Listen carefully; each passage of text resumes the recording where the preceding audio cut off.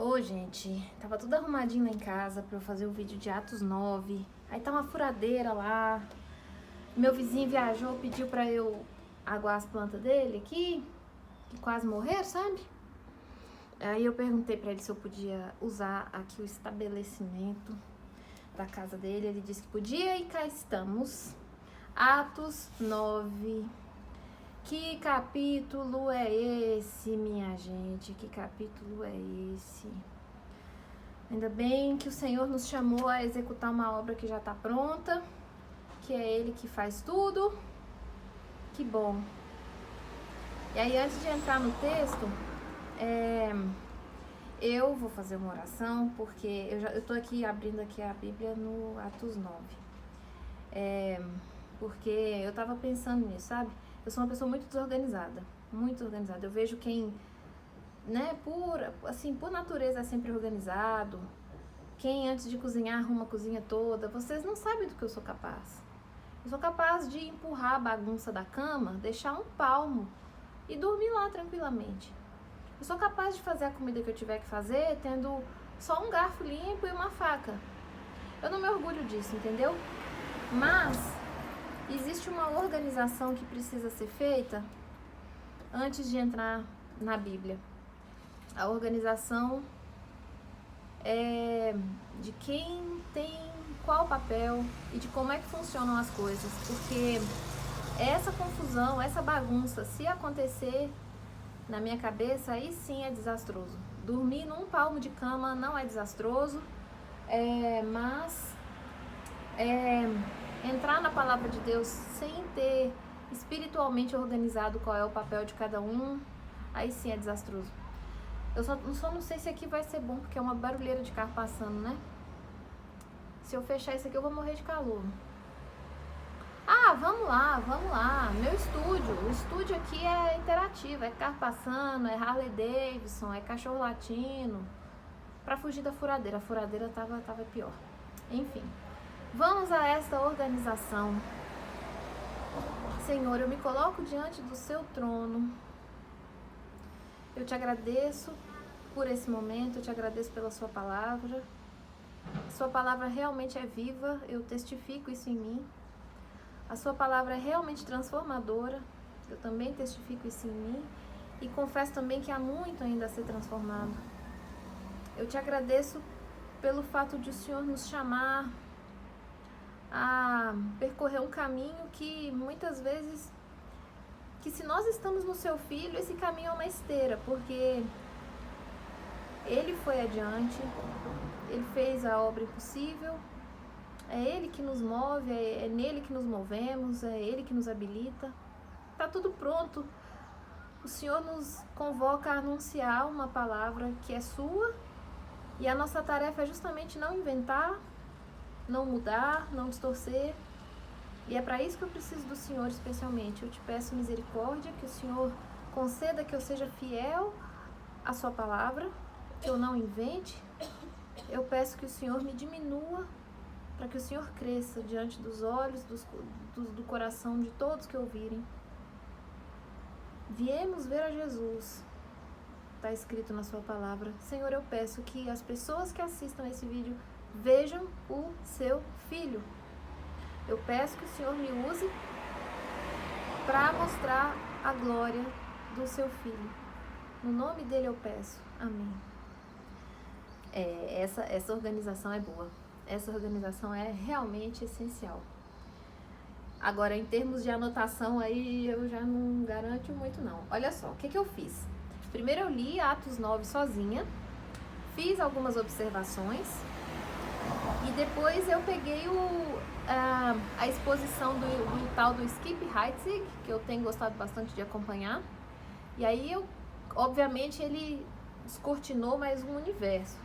E se eu tivesse estudado também com o Chuck Missler, se eu tivesse ido ver artigos do John Piper, por exemplo, no Desiring God, né? Era só escrever Atos 9, todos os recursos de Atos 9. Tem podcast, tem artigo, tem o Look at the Book, que é um recurso, uma plataforma que o John Piper fez. Ele lê verso a verso, circula, tal, comenta. Incrível, assim. Mentira, é incrível. várias formas de estudar, vários recursos. Eu vou fazer o seguinte, eu vou ler Atos 9, aí o que eu lembrar eu já vou falando, depois eu dou uma passada de olho nos rascunhos. Eu tenho esse aqui e um no Gmail. Vamos lá, Atos capítulo 9. Né? Como é que nós terminamos o capítulo, como é que foi o capítulo anterior? Estevão foi apedrejado, foi isso, né? Peraí, não, teve mais coisa depois, peraí. Acho que Estevão foi apedrejado no 7. Isso, aí no 8, Filipe foi pregar em Samaria, apareceu o Simão, né, o mágico. Mas eu diria que o capítulo 9 conversa principalmente com o capítulo 7, porque faz menção justamente ao apedrejamento de Estevão. Vamos lá. E Saulo, respirando ainda ameaças e mortes contra os discípulos do Senhor, dirigiu-se ao sumo sacerdote e pediu-lhe cartas para Damasco, para as sinagogas, a fim de que, se encontrasse alguns daquela seita, quer homens, quer mulheres, os conduzisse presos a Jerusalém.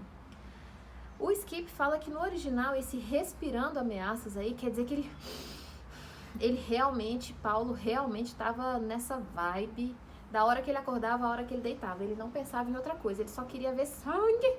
E a gente pensa, poxa, por quê? Como é que funciona isso? O Saulo era judeu dos judeus, né? E ele tinha muito zelo pelas tradições judaicas. E era uma abominação para eles pensar que tinha uma galera acreditando que o Messias, o precioso Messias, foi um homem, um filho de carpinteiro, que por acaso tinha morrido. Entendeu? Imagina uma pessoa chegar, um grupo de pessoas dizer, a gente adora tal pessoa esperada, aquele que foi... Porque ele não acreditava, obviamente, que Jesus havia ressuscitado. Então, para ele era uma questão assim de limpeza, de zelo mesmo, né?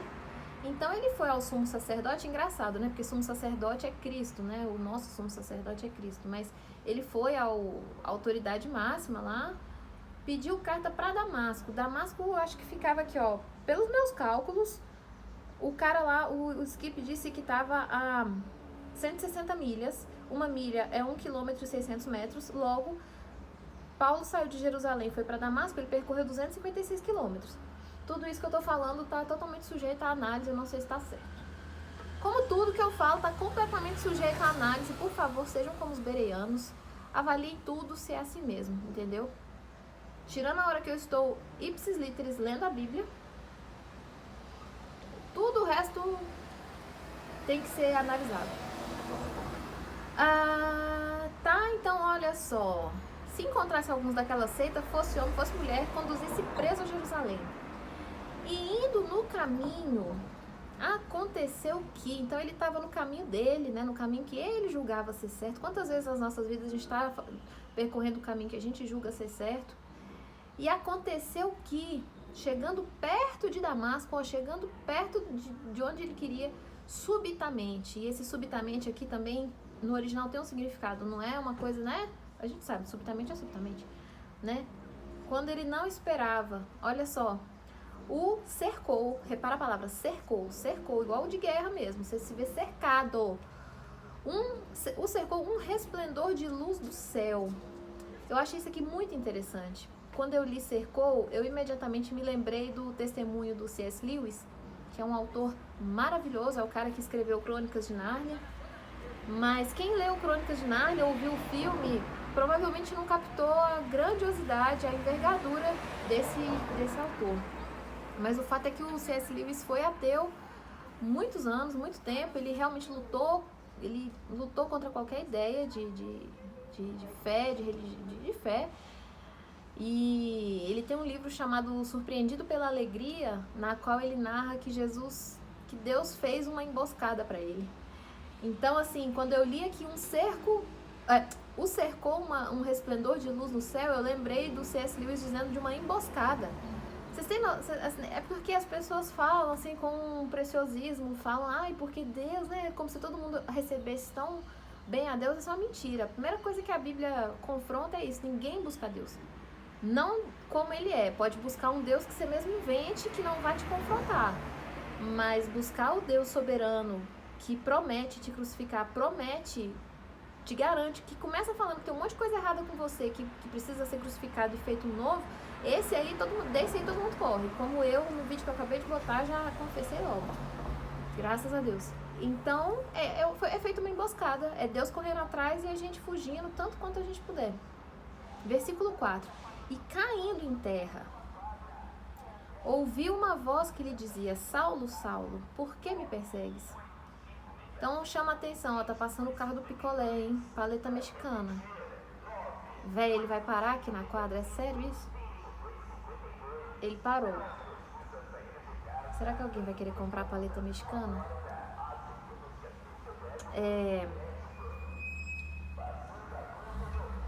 Calma, que eu fui desconcentrada. Caindo em terra, lembrei. Caindo em terra, olha, de cabeça eu só me lembro agora em Daniel.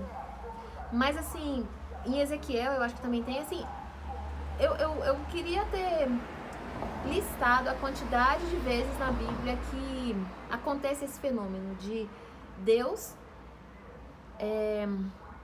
se revelar a alguém de maneira sobrenatural, o que acontece com frequência. Não aconteceu comigo nunca, se eu falar que aconteceu é mentira, mas muitas pessoas têm encontros realmente,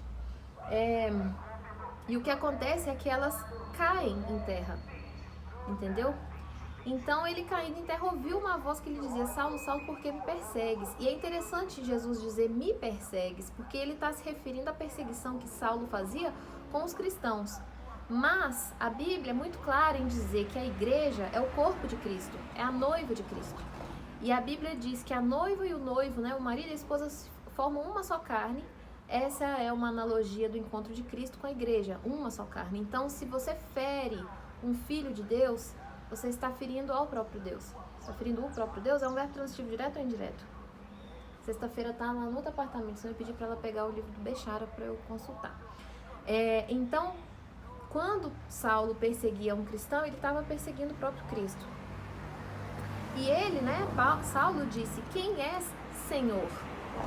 Então ele não sabe quem é, mas ele sabe que é Senhor. Tem uma passagem lá de Crônicas de Nárnia que C.S. Lewis narra o leão, né, que simboliza Cristo na narrativa. E quando ele... acho que tem um momento, que tem tempo que eu li, que eles não sabiam exatamente o que era, acho que eles tinham enxergado direito, mas emanava da própria essência daquele ser emanava daquele ser uma soberania, sabe? O senhorio dele ficava patente, entendeu? Então, assim, Saulo estava no chão, ele não sabia quem era, mas ele sabia que era Senhor. E aí respondeu Jesus, né? E disse o Senhor: eu sou Jesus a quem tu persegues. Eu acho que tem tradução que diz: eu sou Jesus Nazareno. Não sei. Duro, aí ele, olha só: duro é para ti recalcitrar contra os aguilhões. Isso sempre me chamou a atenção. Eu não fazia ideia do significado, mas mesmo assim essas palavras sempre me marcaram muito. O Skip explica que aqui Jesus está colocando, digamos, o dedo na ferida que Paulo tinha na consciência do testemunho, né, do fato de ele ter visto o Estevão ser apedrejado. Paulo, pela própria natureza das atividades dele, pela forma como ele estava vivendo, ele via muita gente morrer com frequência, mas não da forma como ele viu Estevão. Aguilhões, aí ele explica o que são esses aguilhões. Jesus aqui usou uma linguagem bem rural, digamos, né, de quem lida com pastoreio. Simplesmente como se fosse um grande espeto. Se o bicho não quer se mexer, você dá uma espetada para ele seguir em frente. E se o bicho resiste, vai machucar mais.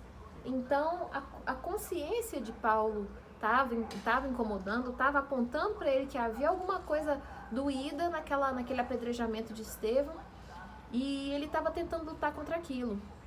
E olha que interessante, Jesus sentiu a dor de Estevão, porque Estevão é parte do corpo do próprio Cristo, do próprio Senhor Jesus.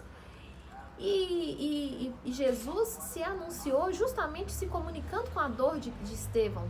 Desculpa, se comunicando com a dor de Paulo. Dor de quem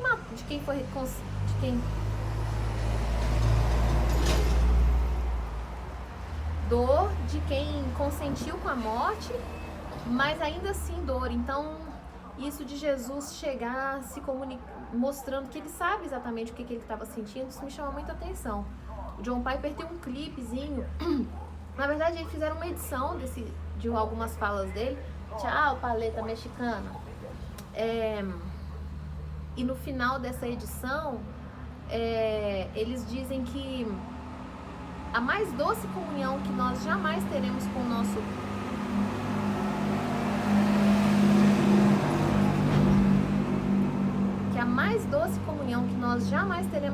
Senhor aqui na terra é justamente a comunicação das nossas dores, né? Lá em Isaías tá escrito que Jesus foi homem de dores e que sabe o que é padecer. Não há sofrimento que seja alheio a ele. Bom, e aí, efeito de Jesus em alguém é isso, né? Versículo 6. E ele tremendo e atônito. Quantas pessoas na palavra a gente vê vivenciando isso aqui? Tremendo e atônito diante da presença do Senhor. Daniel foi um e tem muitos outros. Segunda pergunta que Paulo fez. Eu acho que é um roteiro bom para todos nós. Primeiro, quem é Jesus? Quem é esse homem? Segundo, que queres que eu faça? E disse-lhe o Senhor, levanta-te e entra na cidade, e lá te será dito o que te convém fazer. Aí o Skip comentou muito bem, e isso eu tinha pensado também. Por que as coisas não aconteceram assim uma linha reta? Por que Jesus já não fala, faz isso, isso, isso? Não, Jesus botou um intermediário. Disse, você vai primeiro para a cidade, lá vai ser dito, ele usou Ananias, né? Porque Jesus ama nos usar. Ele ama nos ter como braços e pernas e bocas dele aqui na terra para fazer a obra dele, né? O Deus que não precisa de ninguém, justamente usando a criatura a despeito da rebeldia dela. Versículo 7. E os varões que iam com ele pararam espantados, ouvindo a voz, mas não vendo ninguém. Isso me causa assim muito assombro, porque Jesus podia ter aparecido para Paulo no momento em que ele estivesse sozinho, mas não foi o caso. Paulo estava acompanhado. Jesus se revelou a Paulo especificamente. Havia outras pessoas com Paulo e wonder of wonders, como diz um autor aí, esses outros não viram. Eles não entenderam uma palavra que foi dita. Eu sinto assombro ao ler esse versículo, porque eu penso, eu não quero ser a pessoa que diante da manifestação de Jesus, diante da presença dele, só sente o espanto, não sabe quem é, não sabe que voz é essa, não entende a mensagem. Eu não quero ser essa pessoa. Que nós nunca queiramos, que nós não sejamos essas pessoas. Onde foi que eu parei? 7, né? E os varões que iam com ele pararam espantados, ouvindo a voz, mas não vendo ninguém. Não viram, eles ouviram uma voz, mas não entendiam nem o que era. Porque acho que eu ouvi alguém falando que Jesus falou com Paulo em hebraico e eles não... Eu acho que Jesus se comunicou com ele numa língua que eles não entendiam, eu não sei. E Saulo levantou-se da terra e, abrindo os olhos, não via a ninguém. E, guiando-o pela mão, o conduziram a Damasco. Isso me chama muita atenção também, porque Paulo, até o encontro dele com Jesus, era um homem poderoso, temido, né? Você imagina um homem forte e tal. De repente, ele tá sem a visão e foi conduzido a Damasco. Porque aqui, guiando-o pela mão. Olha a posição de humildade, assim, que ele foi obrigado a ocupar, né? De quem estava liderando uma cruzada para matar, de repente ele está cego e sendo guiado pela mão. Eu creio que Jesus faz isso com todos nós. Porque primeiro ele mostra quem nós somos, para depois mostrar quem ele é e quem ele é em nós, entendeu? Para ninguém confundir os papéis. É muito importante que os papéis não sejam trocados. A gente achar que está fazendo coisa que na verdade é só Deus que pode. A gente também se recusar a fazer o que é efetivamente nosso. Tem gente que vive trocando as bolas, não quer fazer o que é ela que tem que fazer, fica querendo fazer o que é para Deus fazer. Pensa, mas para Deus nada é impossível e ele não desiste. Versículo 9. E esteve 3 dias sem ver, e não comeu e nem bebeu. Também vamos combinar. É porque a gente lê e não tem dimensão do baque que foi. De repente o mundo dele todo ruiu. Tudo aquilo em nome de que ele viveu, né? Até o próprio judaísmo dele foi refeito, foi desconstruído, porque a revelação verdadeira veio agora, né? Então, veja, ele ficou sem receber nada. Isso me chamou a atenção quando eu vi. Ele não recebeu nada de fora. Ele não comeu, não entrou nada pela boca, não viu, não entrou nada pelos olhos. Ele ficou 3 dias. Por acaso me lembra Jonas no ventre da baleia, 3 dias. Jesus no ventre da terra, 3 dias. Né? Quantos outros, né? Esse número 3 na Bíblia é realmente... Ele sempre diz muito sobre esses momentos. Não comeu e nem bebeu. E havia em Damasco um certo discípulo chamado Ananias. Ananias, eu acho que o Skip diz que significa filho da misericórdia. Uma coisa assim. E disse-lhe o Senhor em visão. Então, Jesus já foi falando com Ananias. Disse-lhe o Senhor em visão, Ananias. E ele respondeu, eis-me aqui, Senhor. Então, pronto, né? Disposto. Ouvido já treinado para ouvir, né? Para receber o comando. Olha que coisa preciosa. Tem muita gente ao vivo e a cores que tem exatamente essa intimidade com Deus. É uma coisa que eu não tenho tanto quanto ele, certamente, não tanto quanto eu desejo ter. Mas isso tem aumentado. Eu preciso ser mais calma, eu peço a Deus, né, para que ele me ensine a ser menos agitada, para ficar mais em silêncio. Minhas orações basicamente sou eu tagarelando na cabeça dele, aí depois, então tá, obrigada, tchau, e vou fazer minhas coisas, entendeu? Então, assim, orar e ouvir, né, saber ouvir é muito importante. Tudo milagre que só Deus faz, só Deus faz. Eis-me aqui, Senhor, e disse-lhe o Senhor, levanta-te e vai à rua chamada direita. Não sei o que significa, o Skip diz que essa rua continua lá na Síria. E pergunta em casa de Judas. Não, claro que não é o que matou Jesus, o que entregou Jesus. Tá passando um trator agora, gente, pera. Tá passando um trator. É que estão botando cimento aqui, estão fazendo umas coisas aqui na rua.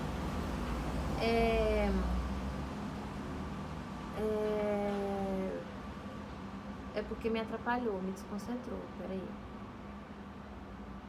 E ele respondeu, eis-me aqui, disse-lhe o Senhor, levanta-te e vai à rua chamada direita e pergunta em casa de Judas por um homem de Tarso chamado Saulo, pois eis que ele está orando. Olha o poder da oração. A gente não tem, assim, que o Senhor torne cada vez mais real aos nossos corações o poder que tem a palavra que a gente fala, a palavra dirigida a Ele. Não que Ele vá fazer tudo que a gente quer, mas a preciosidade dessa palavra. E quando a gente sabe a vontade de Deus, né, que a gente entende, né, o desejo dele para que as pessoas sejam salvas, para que a gente pregue o evangelho, para que o nome de Jesus brilhe, né, quando a gente ora para Deus fazer a vontade dele, porque a oração é para ser assim, não é para a gente pedir para Deus fazer a nossa vontade, é para olha isso, tanto que o Pai Nosso, né, seja feita a sua vontade, eu vou orar para que Deus faça a vontade dele. Funciona dessa maneira. A oração serve para a gente entender a vontade de Deus e não para a gente socar a nossa vontade nele, querer que ele faça de uma maneira ou de outra, com o poder da argumentação, usando palavras bonitas. Isso não existe. Então, Paulo estava lá orando. E numa visão ele viu que entrava um homem chamado Ananias e punha sobre ele a mão para que tornasse a ver. Olha que interessante a ordem cronológica, se é que existe cronologia, né? Para nós, o tempo é uma sequência de eventos, mas a gente sabe que não é assim. Até eu aprendi com o Chuck que o Einstein disse que aqui nesse mundo e tal, a concepção de tempo como uma sequência de fatos é uma persistência chata, que não funciona dessa maneira. Mas dentro das nossas capacidades, o que aconteceu aqui, ó? Paulo orou, ele viu acontecer uma coisa que ele não fazia ideia do que era, porque ele não conhecia Ananias e tudo mais. E Deus, com cumpriu a vontade, Deus cumpriu a oração de Paulo através de Ananias, falando com Ananias. E depois que aconteceu? Então, primeiro Paulo orou. Ao orar, ele viu. Enquanto ele viu, ele está orando. Usou gerúndio aqui. Então, eu não sei se ao mesmo tempo em que Paulo estava orando, Deus falou com Ananias. E aí, por fim, aconteceu. Nem eu entendi, buguei aqui, mas vocês entenderam, né? Sim, não, entendemos. Se nem você entendeu, a gente entendeu. Mas, enfim, só para ter uma noção, eu li esse versículo 11 e eu fiquei, assim, fascinada com a dinâmica. Vamos lá, 12. E numa visão, ele viu que entrava um homem chamado Ananias e punha sobre ele a mão. Gente, isso de pôr a mão em posição de mão é um negócio que aparece na Bíblia, uma coisa muito poderosa. Para que tornasse a ver. E respondeu Ananias: Senhor, é quem eu tô pensando? Ele diz: há muitos ouvi acerca deste homem, quantos males tem feito aos teus santos em Jerusalém. E aqui tem poder dos principais dos sacerdotes para prender a todos os que invocam o teu nome. Né? Então, sério que esse cara tá vindo aqui na minha casa? Não é na minha casa, é na casa do Judas lá, né? Disse-lhe, porém, o Senhor, olha isso aqui, versículo 15, vai, porque este é para mim um vaso escolhido para levar o meu nome diante dos gentios e dos reis e dos filhos de Israel. Olha o 16, e eu lhe mostrarei quanto deve padecer pelo meu nome. Galera, eu vejo muita gente na internet aí pregando teologia. Mentira, não vejo muita não, apareceu um aí, sei lá como, no meu Instagram, eu não sei como ele foi parar lá. Apareceu como quem eu tava seguindo, eu não me lembro de ter feito isso, e eu parei de seguir, mas é o povo que fica pregando teologia da prosperidade, pregando assim, felicidade, pregando a realização dos seus sonhos aqui na terra e Deus sendo o seu, como é que é? Da lâmpada maravilhosa, como é que é o nome? Gênio, né? Mas olha o verdadeiro cartão de visitas de Jesus, qual que é? Eu lhe mostrarei quanto deve padecer pelo meu nome. Já viu? Imagina. Olha como é que Jesus é. Quem quiser vir até mim, negue-se a si mesmo, pegue sua cruz e siga-me. Vou mostrar quanto deve padecer pelo meu nome. Aí eu fiz um vídeo agora há pouco comentando como muitas... Eu falo isso assim, com tranquilidade diante do Senhor, que eu não estou cometendo um desrespeito em relação à palavra dele, que é santa, que é pura, que é alimento, que é bênção. O que eu disse foi que muitas vezes eu senti, ao longo de anos de leitura da Bíblia, vontade de vomitar. Eu não vou usar eufemismo, não vou sentir mal-estar, sentir enjoo. Não, foi vontade de vomitar mesmo, coisa terrível. Por quê? Porque a gente não gosta de ler umas coisas dessa. Então isso me causava... Me repelia, né? Aí eu fiquei pensando assim, como que a gente opera com os recursos que a gente tem, né? Eu vou ter que editar vídeo, porque o que eu tava fazendo, eu tive que parar porque acabou a memória do celular. Eu apaguei um monte de coisa e agora vai dar. Mas, concluindo o raciocínio, eu disse que a gente opera com os recursos mentais que a gente tem, com as referências que a gente tem. Imagina você virar pra uma pessoa no meio da rua, aqui em Brasília, bem longe do mar, e dizer... Amanhã, meio-dia, você vai pro fundo do mar, num lugar cheio de tubarão. Imagina, a pessoa pode ter, né, um ataque de pânico, vai ter um chilique.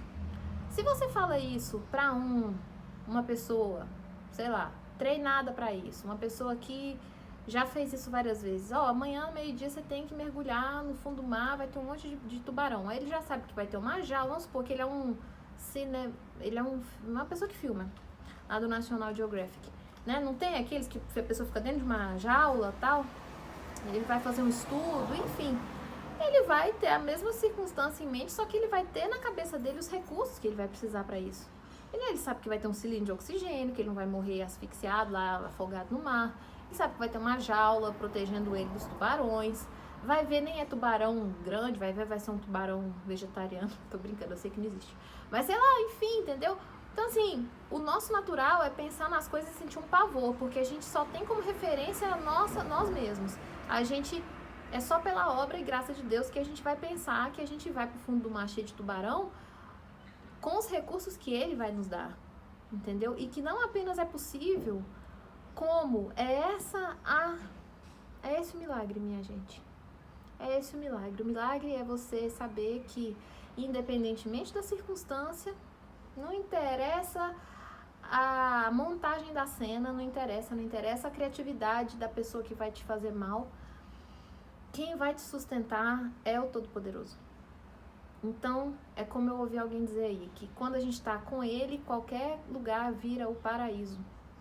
Eu vi isso com, sabe, uma pessoa que ficou lá torturada, Richard Wurmbrand, 14 anos, Jesus sustentando ele cada dia. Então, quando Jesus diz aqui, eu lhe mostrarei quanto deve padecer pelo meu nome, se você pegar as cartas de Paulo, as cartas que ele escreveu no fim da vida, preso, torturado e tudo mais, a última coisa que você vai pensar dele é que ele era um homem amargo, um homem triste, pelo contrário. Gente, ele foi um homem que disse, eu percorri o caminho, eu cumpri a maratona, sabe? Por quê? Porque ele é muito bom, porque ele é especial, porque ele é mais forte que todo mundo, ele é o super-herói? Não, porque Jesus estava com ele. E aí eu vou dizer uma coisa, eu não sei se eu falei isso no vídeo do aniversário, mas de uns tempos pra cá, esse versículo que tanto me causou mal-estar, me causou assim um certo ciúme, não é ciúme a palavra, mas assim, um desejo de que o Senhor fizesse a mesma coisa comigo. Não que Maria Emília tenha vontade de ser chicoteada, crucificada de cabeça pra baixo, de cabeça pra cima, presa. Não, se eu falar isso é uma mentira cabeludíssima. Mas a diferença é que, assim como o mergulhador que recebeu o treinamento, ele sabia como é que a coisa ia funcionar, uma coisa eu sei porque Deus colocou no meu coração, isso não é meu. Eu sei que Ele vai estar lá. Eu sei que Ele cumpre as promessas dEle. Porque eu testifico isso na minha vida desde agora. E não é a circunstância externa que vai mudar qualquer coisa, entendeu? Ele é poderoso para sustentar, independentemente da circunstância. E aí, por isso que eu falei que os versículos de repente parece que ficam em cor de neon, coisa que às vezes eu não entendia. Isso é acabar com o medo, assim. Jesus lança fora todo medo. A Bíblia fala, o perfeito amor lança fora o medo. Porque medo a gente tem quando a gente quer programar como é que vai ser a circunstância, e a melhor maneira de a vida esfregar na cara, de Deus esfregar na nossa cara que a gente não está no controle de nada, o nosso cabelo foi colocado na nossa cabeça para nos lembrar que nós não temos controle de nada. E aí se o Deus que se revelou a Paulo se revela ao seu coração e você sabe que tudo está no controle dele e que o que ele tem por você não é nada menos do que perfeito amor, aí vem no coração aqueles versículos: quem nos separará do amor de Deus? Fome, espada, nudez, sabe? Funciona dessa maneira. A Bíblia é a palavra de Deus, e quando a gente crê nela, a gente vê a gente a vê se concretizando em nós. A gente deixa de ser leitor, a Bíblia passa a se cumprir em nós, aplicado à nossa circunstância, aplicado ao nosso contexto cultural e geográfico e tudo mais. Eu vivo num lugar diferente de Paulo, né? Eu não poderia ser acusada das coisas que Estevão foi acusado 2 capítulos atrás, porque tá todo mundo se lixando pro que é blasfemar contra qualquer coisa. Aliás, é a ordem hoje em dia, né? Mas as armas que são usadas hoje para contestar a pregação do Evangelho são outras, culturalmente falando, são outras. Mas a presença de Cristo hoje, pro que quer que eu tenha que enfrentar, é a mesma da de 2023 anos atrás. Mais ou menos 2023 anos atrás, quando foi Estevão, entendeu? Então, enfim, a Bíblia se cumpre em nós. O Nathan Wheeler falou em algum vídeo que a gente cumpre a Bíblia. Eu acho que ele falou mais ou menos isso. Eu lhe mostrarei quanto deve padecer pelo meu nome. Olha, o milagre dos milagres. Esse versículo já não me causa medo. Não me causa repulsa, não me causa vontade de vomitar. Esse versículo me faz ter vontade de ver a glória de Cristo sendo manifestada na minha vida. em qualquer circunstância. E eu sei que quanto mais difícil a circunstância, maior o vislumbre da glória dele. A gente tem vislumbres da glória dele na alegria, na paz, mas no sofrimento é diferente, é diferente. E Ananias foi e entrou na casa e, impondo-lhe as mãos, disse: Irmão Saulo, o Senhor Jesus, que te apareceu no caminho por onde vinhas, me enviou, para que tornes a ver e sejas cheio do Espírito Santo. E logo lhe caíram dos olhos como que umas escamas, e recuperou a vista. E levantando-se, foi batizado. E tendo comido, ficou confortado. Véi, fala aí se comer não é um conforto. Eu sempre lembro desse versículo também.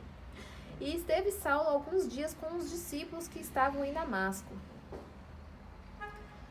Desnecessário dizer que tem milhões de coisas aí, tem mundos e mundos de coisas para serem estudadas aí nesses versículos, eu estou simplesmente lendo.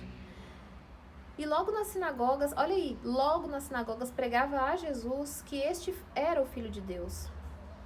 Então, olha só, olha como foi rápido. Ao contrário de certas pessoas, sabe, que pregam a palavra para ela fica uns 20 anos enrolando, Paulo foi 3 dias. E aí ele estava pregando a Jesus nas sinagogas, 21. E todos os que o ouviam estavam atônitos e diziam: não é este o que em Jerusalém perseguia os que invocavam este nome? E para isso veio aqui, para os levar presos aos principais dos sacerdotes? Saulo, porém, se esforçava muito mais e confundia os judeus que habitavam em Damasco, provando que aquele era o Cristo. Eu acho que eu não estou usando a melhor versão, sabe? Na verdade, eu acho que eu tinha que parar de usar essa versão aqui, eu acho que é português de Portugal e tal, mas eu tinha que usar King James, eu acho. Eu não sei o que quer dizer no original esse confundir, mas o que o Skip comenta nesses trechos aqui é que Paulo ficou como que um apátrida, digamos. Ele já não era recebido em nenhum lugar. Para os cristãos, ele era uma ameaça, e para os judeus como ele era um louco, né? Eita. Muito bem. Vamos lá, desafiar a concentração de todo mundo. Vamos lá. Saulo, porém, se esforçava tal. E tendo passado muitos dias, os judeus tomaram conselho entre si para o matar. Olha aí como é que é. Olha aí Jesus mostrando o quanto importa sofrer pelo nome dele. Não demorou. Mas as suas ciladas vieram ao conhecimento de Saulo. E como eles guardavam as portas, tanto de dia como de noite... para poderem tirar-lhe a vida. Tomando-o de noite, os discípulos o desceram dentro de um cesto pelo muro. Aí o Skip comenta que um cesto, para caber um ser humano dentro, um homem como Paulo, era um cesto usado para jogar, eu vou dizer assim, lixo de banheiro, se é que vocês me entendem. Então veja a dignidade da pessoa aí, né? Tendo que fugir dentro de um lugar usado para jogar fora cocô, para não ser morto. Foi assim que aconteceu. Mas e o coração dele, como é que tava? E o espírito, e a paz, e a presença de Jesus do lado? Sabe uma coisa que a gente deve observar com muita atenção? Quantas pessoas, isso sempre chama atenção, assim, a pessoa às vezes está numa casa maravilhosa, no ar-condicionado, no edredom, pediu um monte de iFood delicioso, tem à disposição todo tipo de comida, todos os recursos de conforto, e tá com o coração azedo feito fel, sabe? Tá com a cabeça a milhão, tá tomando um monte de remédio. Então, assim, realmente Deus, por graça e misericórdia, tem me ajudado muito, muito, muito a perceber quão enganados nós somos ao necessariamente associar paz, alegria a conforto. A gente tenta se preservar tanto, a gente tenta se economizar tanto, né? E não foi isso que Jesus fez com ele próprio. E não é essa forma que a palavra ensina que a gente foi desenhado para ser feliz. Se fosse assim, pessoa rica era sempre feliz e pessoa pobre era sempre triste. O que é uma grande de uma mentira, todos nós sabemos, né?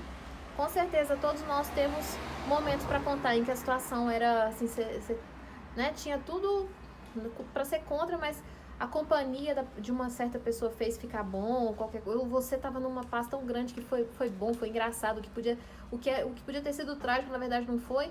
E o contrário também. Quem aí que nunca fez uma viagem com toda a pompa, com todo o tarará, o hotel top, e de repente, nossa, velho, o familiar que foi junto pentelhou demais, e não sei o que, e não. Então, assim, por que a gente vive pra juntar dinheiro, né? Por que muitas vezes, por que a gente fica tão escravo dessa ideia de que felicidade e conforto são necessariamente associados, sendo que nas nossas próprias vidas, diariamente, a gente atesta que não, né?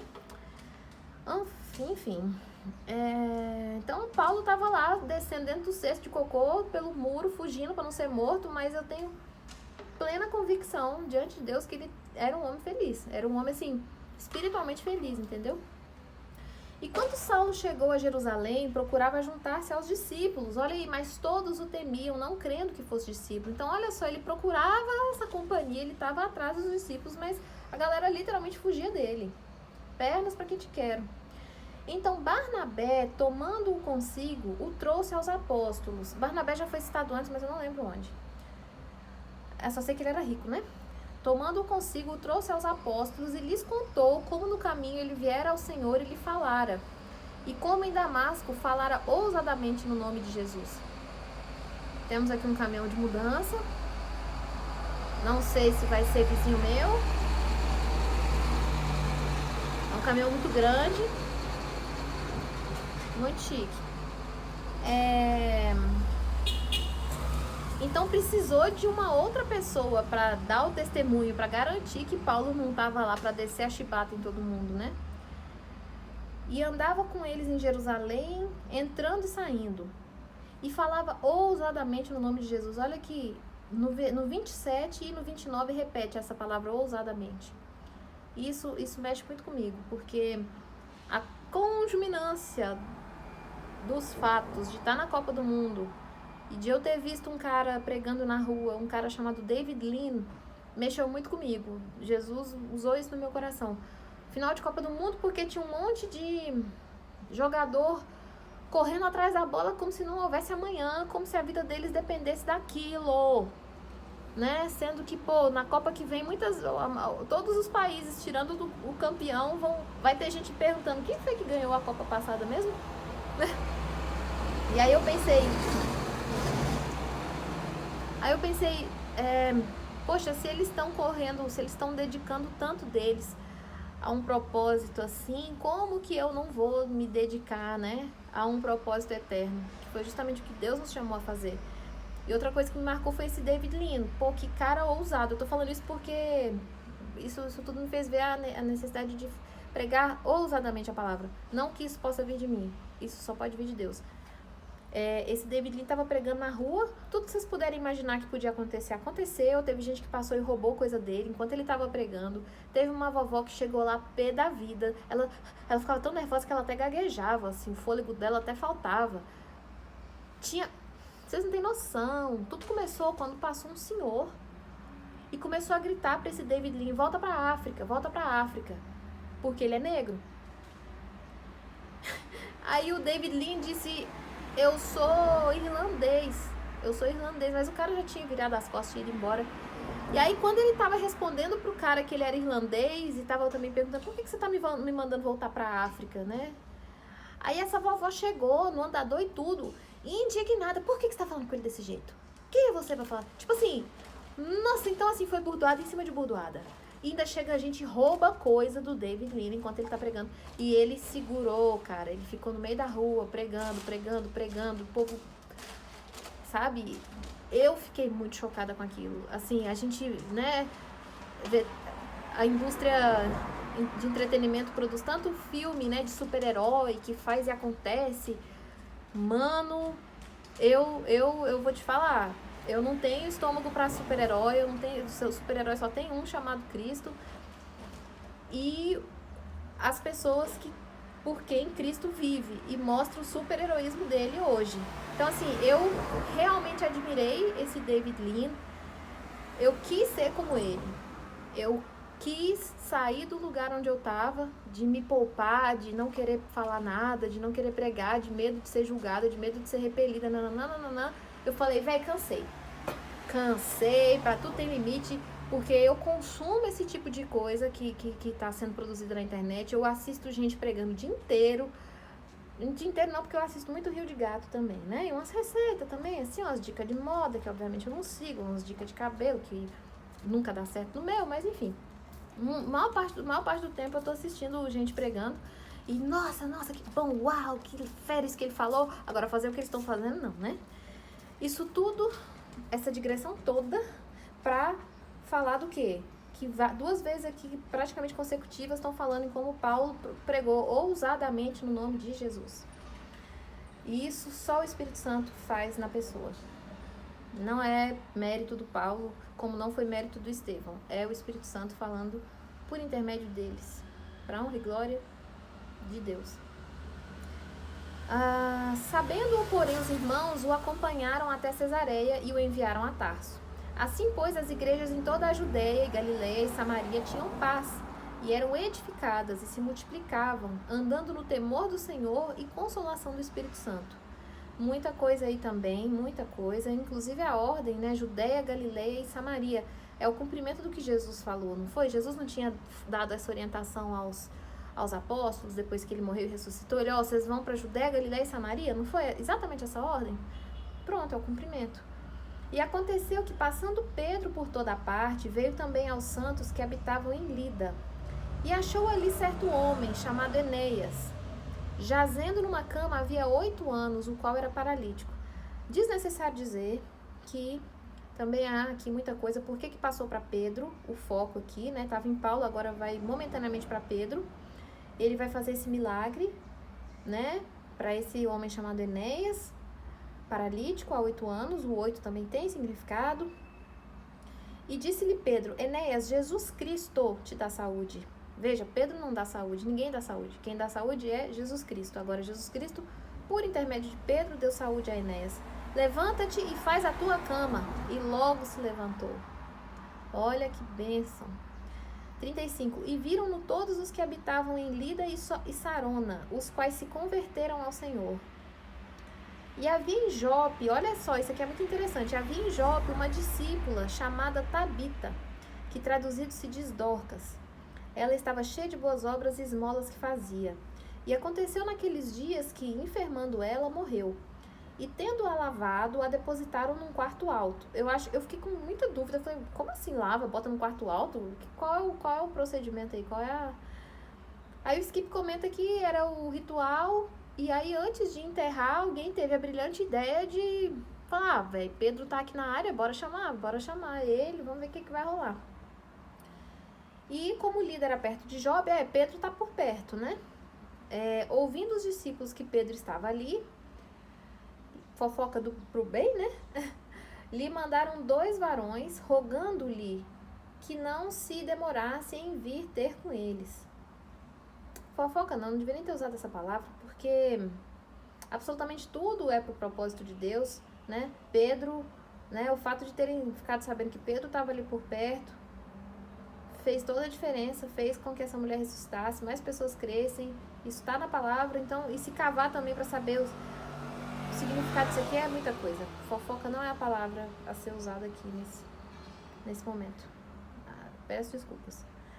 E como Lida era perto de Jope, isso eu já li no mínimo umas 3 vezes, né? 39. E levantando-se Pedro, foi com eles. E quando chegou, o levaram ao quarto alto, e todas as viúvas o rodearam, chorando e mostrando as túnicas e vestidos que Dorcas fizera enquanto estava com elas. Gente, essa receita sempre me chamou a atenção, porque lá em Paracatu eu aprendi a bordar com minhas tias-avós, eu ia para curso com elas, aí era aquele monte de vovozinha sentada em círculo bordando e tal. Aí eu fico imaginando o povo chorando, olha como era linda as toalhas que ela fazia, as toalhas de mesa que ela fazia, que linda! E aí olha o que acontece, que preciosidade. Mas Pedro, fazendo-as sair todas, pôs-se de joelho e orou. E voltando-se para o corpo, até então era um corpo, olha só, primeiro ele é cheio de poder, ele não se enche de poder, mas primeiro ele, olha aqui, Como que o cristão recebe o poder do alto? Ele se botando de joelho e orando. E aí ele se volta para o que até então é um corpo de uma pessoa morta, pela palavra dele, com o Espírito Santo, né? Do qual ele está cheio. Ele disse: Tabita, levanta-te. E ela abriu os olhos e, vendo a Pedro, assentou-se. E ele, dando-lhe a mão, a levantou. E chamando os santos e as viúvas, apresentou-lhe viva. Muito bem, o Skip chama atenção para o fato de que Jesus fez um milagre. Deixa eu ver se eu anotei. Sim, Jesus fez um milagre, acho que foi uma menina, né, que estava morta. Ele expulsou todo mundo do quarto, Jesus tirou todo mundo do quarto, eu acho que exceto Pedro, João e Tiago, eu acho. E aí as palavras que saíram da boca de Jesus, que é a própria palavra de Deus, foram Talita cumi, falando para ela levantar. Então olha as semelhanças. Aqui o que Pedro falou, depois de tirar todo mundo do quarto, assim como Jesus, foi Tabita cumi, porque o nome dela no original, né, Tabita, olha quanta semelhança, Tabita, Talita, né? Então, o Skip comenta que Pedro deve ter olhado para cima e falado: eu sei o que fazer aqui, eu vou imitar Jesus. Não existe coisa mais sábia que a gente possa fazer do que imitar Jesus, porque imitar o perfeito. E ele, dando-lhe a mão, a levantou, e chamando os santos e as viúvas, apresentou-lhe viva. E isso foi notório por toda a Jope, e muitos creram no Senhor. E ficou muitos dias em Jope com um certo Simão curtidor. E o fato de ser curtidor também tem significado, não sei. Se era couro, né, que ele mexia, não sei. Bom, chegamos aqui ao último versículo. Deixa eu ver aqui, do que eu fiz aqui de resumo, se eu tô deixando passar alguma coisa muito legal. Comentei de a luz ter cercado Paulo, assim como né, o C.S. Lewis falou que foi feita uma emboscada para ele. Caiu em terra, me persegues, quem é Senhor? Ele sabe que é Senhor. Tremendo e atônito, outras ocorrências disso no Antigo e no Novo Testamento. O que queres que eu faça? Quer servi-lo? Que eu não quero ser a pessoa que ouve a voz de Jesus e não sabe quem é, não entende nem o que está sendo dito. Paulo sendo guiado pela mão, que era o valentão, ele tinha todo o poder, 3 dias sem ver. Rua chamada direita. Deus usando Ananias, né? Que Deus não faz linha reta, ele não fala, vai lá, não, ele bota outra pessoa junto, né? A sabedoria de Deus é assim. Deus Santos, propriedade de Cristo. Aqui tá tudo falado. Batismo logo em seguida, comida, foi confortado, logo pregava. Saulo se esforçava muito mais. É isso. Deixa eu ver aqui nesse papel. Paulo deixou de ser o principal perseguidor para ser o principal pregador. A salvação de Paulo foi absolutamente dramática. Não existe aquela pessoa que você pode pensar, não, para esse não tem salvação. Porque se tinha essa pessoa era Paulo. que não tinha salvação para ele. Foi justamente o, né, salvo. Passa a ser protagonista.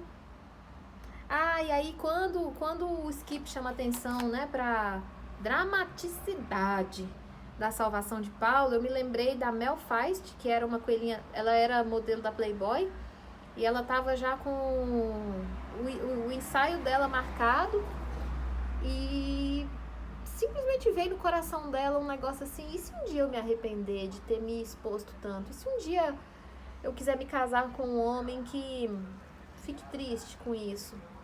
Aí, sei lá por quê, sei lá como, ela foi parar numa igreja poucos dias antes. E ela saiu de lá mudada, assim, radicalmente. Ela disse que bebia, se embebedava toda noite, ela usava droga, ela tinha uma anorexia,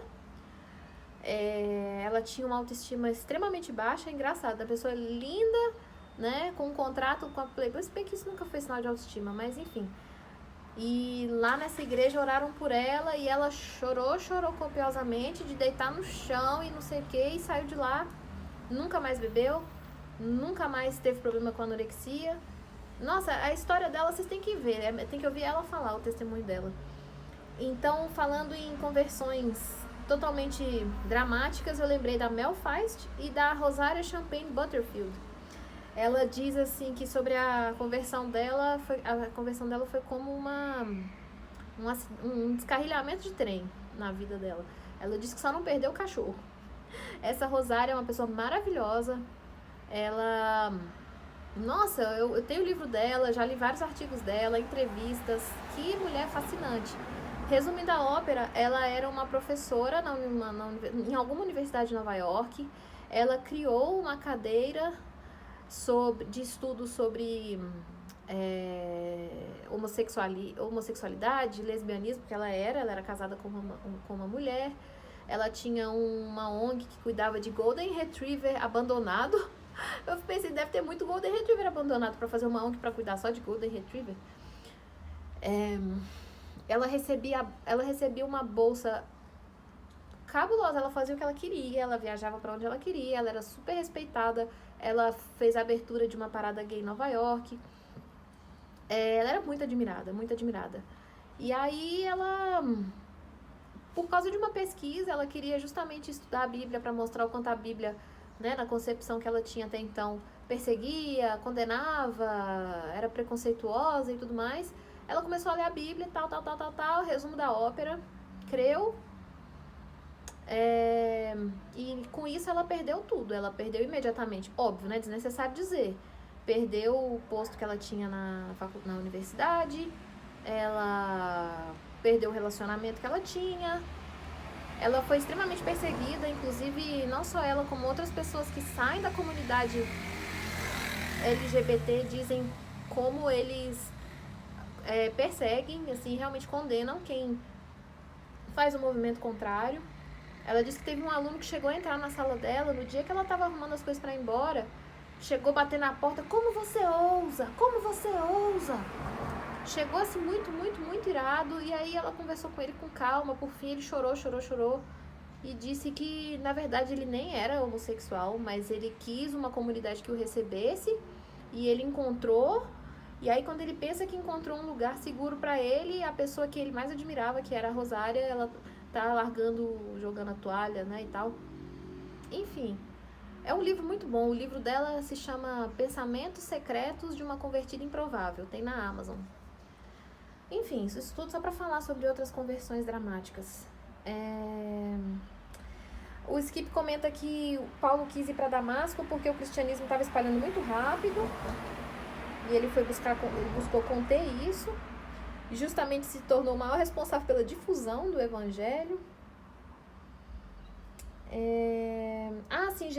C.S. Lewis se refere a essa passagem da conversão de Paulo como Jesus dando checkmate.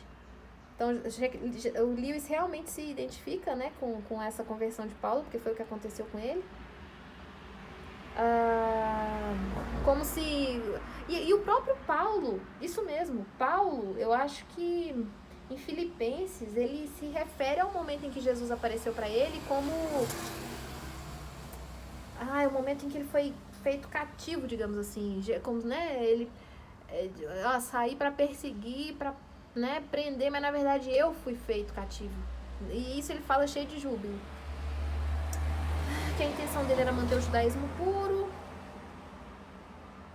que para ele era uma loucura acreditar que o Messias era um homem que tinha morrido, porque ele obviamente não tinha acreditado na ressurreição.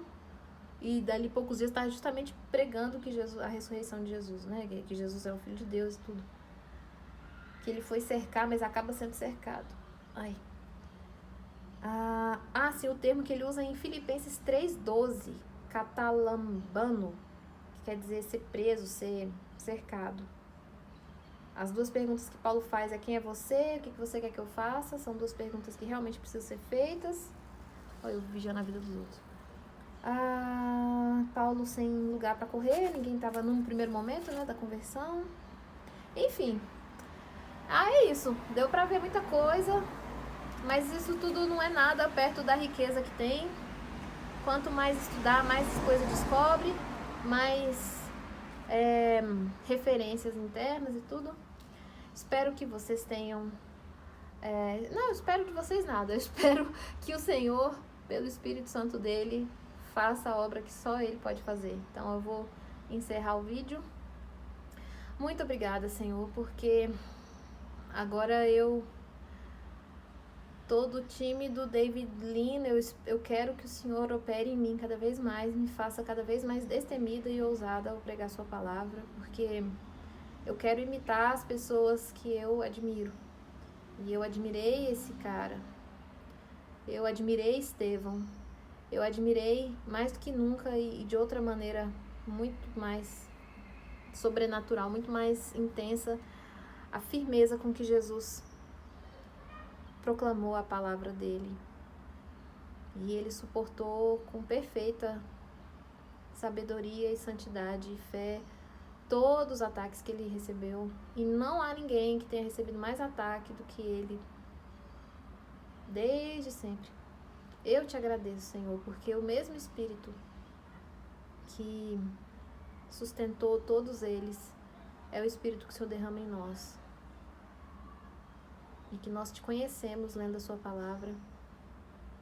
E que o Senhor nos dá a fé. A fé vem do Senhor. E quanto mais a gente lê sua palavra, mais fé a gente tem.